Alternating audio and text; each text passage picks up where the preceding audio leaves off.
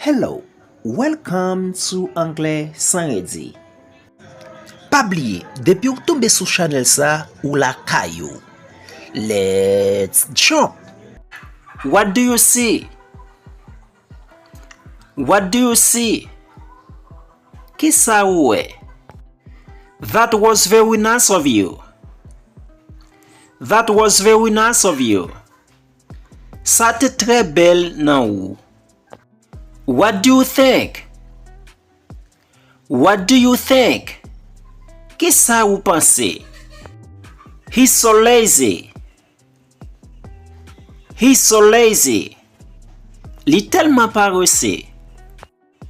Don't think about me. Don't think about me. Pa pense de mwen. He didn't listen to me. He didn't listen to me. Li pa te koute mwen. Don't say my name. Don't say my name. Pa di non mwen. Why is that?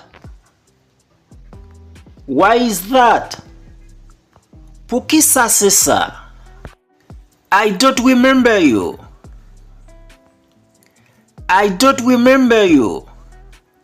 Mwen pa sonje ou. Don't you have enough time? Don't you have enough time? Eske ou pa gen ase tan? I don't have enough time. I don't have enough time. Mwen pa gen ase tan.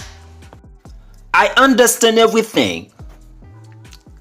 I understand everything. Mwen kompren tout bagay.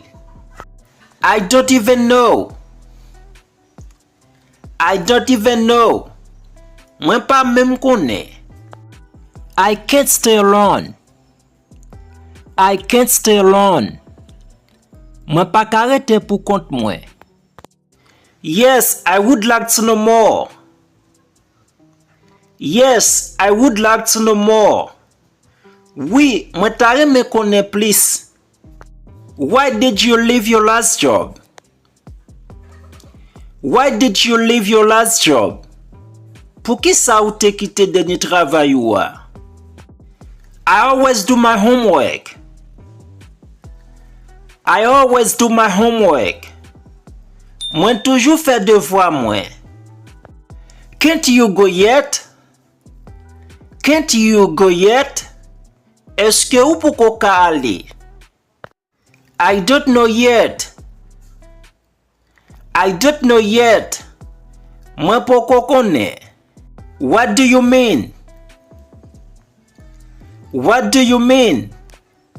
Ki sa ou vle di?